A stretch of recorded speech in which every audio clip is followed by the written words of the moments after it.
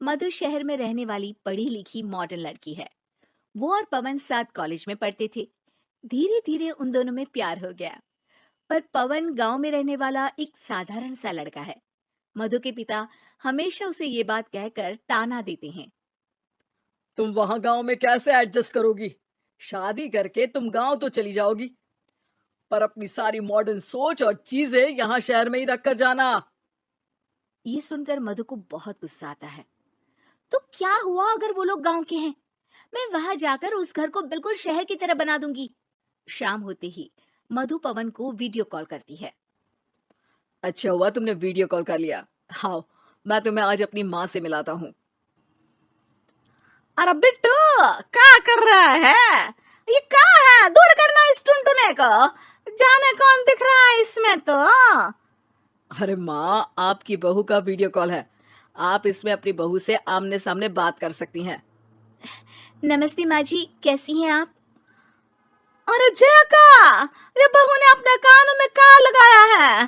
जो कैसे झुमके हैं? झुमके नहीं माँ जी, इन्हें ईयरफोन्स कहते हैं। इससे सामने वाले की आवाज और अच्छे से आती है। मैं आपको भी ला कर दूंगी। अरे नहीं नहीं, हमें नहीं ना चाहिए। हमारा कान बिल्कुल ठीक है। हाँ। माँ जी की ये बातें सुनकर मधु को अपने पिता की बातें याद आ जाती है और वो उसी वक्त ये ठान लेती है कि वो अपने ससुराल को एकदम मॉडर्न ससुराल बनाकर रहेगी। कुछ दिन बीत जाते हैं। पवन और मधु की शादी हो चुकी है। आज मधु का अपने ससुराल में पहला दिन है। माँ जी, मैं आपके लिए एक तोहफा लाई हूँ। और इतना बड़ा तोहफा? अरे कहाँ लाई है रे इस बड़े से बक्से में? मधु बॉक्स खोलती है। ये क्या है? ये वैक्यूम क्लीनर है।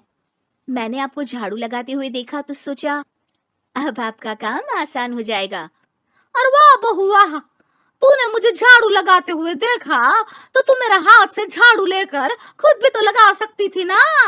पर नहीं, तूने तो जे मशीन लाकर मेरे हाथ में दे दी कि यह काम हमेशा मैं ही करूं। ये आजकल की शहरी छोरियां बिल्कुल नहीं बदलेगी। मधु को मन ही मन गुस्सा आता है, पर फिर भी अपना गुस्सा भूलकर मधु माँ जी को वैक्यूम क्लीनर इस्तेमाल करना सिखाती है। अगले दिन मधु सुबह उठती है तो ये आंगन में से कैसी आवाजें आ रही हैं? मधु दौड़ती दौड़ती आंगन में जाती है और देखते ही चौंक जाती है। अरे माँ जी, ये आप क्या कर रही हैं? और वो कहा है ना, सुबह मैं जब कुएं से पानी निकाल रही थी तो मेरे कान की बाली उसमें गिर गई थी। तो ये तेरा वक्कुम ना सारी चीजें अपनी तरफ खींच लेता है ना, तो मेरी बाली भी तो निकाल ही देगा। उसी की कोशिश कर रही हूँ, पर न जाने क्यों अब ये चालू ही नहीं हो रही तेरी मशीन। अब वो चालू होगी भी नहीं। पर अब कुएं में से पानी निकाल क्यों रही थी? अरे कमाल करती हो ना बहू। पीने के लिए पानी क्या तेरे मायके से लाऊं मैं? अरे कुएं से ही तो निकालना पड़ता है। हाँ, पीने के लिए पानी, और वो भी कुएं से। मधु दिमाग लगाती है और थोड़ी ही देर में घर में वाटर प्योरीफायर लगवा देती है। ये देखिए माँ जी, इसमें बस एक बार पानी भर देंगे तो नल में पानी साफ होकर बाहर आएगा। अरे वाह रे बहू, ये तो बहुत ही बढ़िया चीज है। रात हो जाती है। मधु जैसे ही प्योरीफायर का नल चालू करती है तो वो अचानक से फट जाता है और सब जगह पानी पानी हो जाता है। अरे ये क्या हुआ?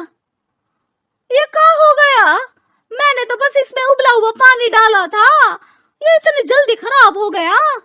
अरे ये सारी शहरी चीजें सब ऐसी ही होती है कबूरी। क्या आपने इसमें उबला पानी डाला था? हाँ तो फिर पानी तो तभी साफ होगा ना जब उसे उबालेंगे।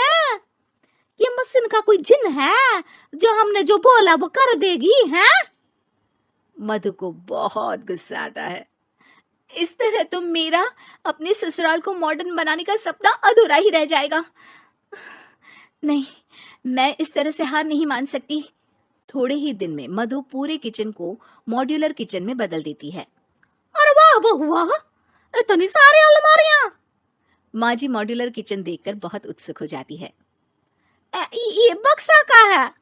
बहू ने शायद गलती से यहाँ रसोई में रख दिया है, पर है तो ये बहुत ही बढ़िया। अगले दिन सुबह मेरी का हो गया, मैं तो बर्बाद हो गई, मेरी सारी पूंजी जलकर राख हो गई। हे राम, अब मैं क्या करूं? माँ जी की रोने की आवाज सुनकर मधु दौड़ी दौड़ी किचन में आती है और इतना धुआं देखकर घबरा जाती है। ये सब कैसे हुआ माँ जी? ये आग कैसे लगी? ये सब तेरा इस माडुलर किचन की वजह से हुआ है, और ऊपर से तूने तिजोरी जो रसोई में रख दी थी, मैंने जैसे ही अपने गहने और पैसे इसमें रखे और बाहर से इस ताले को घुमाया, ये तो 5 मिनट में ही आग बबूला होकर फट गया। अरे माँ जी, ये तिजोरी नहीं है, ये तो माइक्रोवेव है, इसमें गहने नहीं रखते, खाना गर्म करने के लिए होता है ये। और ये जो आपने घुमाया ना, ये ताला नहीं है, आपने इसके टेम्परेचर को फुल कर दिया, इसलिए फट गया। माँ जी और जोर जोर से रोने लगती है। मधु सर पीट लेती है और कसम खाती है कि अब ससुराल को मॉडर्न बनाने की कोई कोशिश नहीं करेगी। मुझे माफ कर दीजिए माँ जी, आप जैसी हैं वैसी ही ठीक है।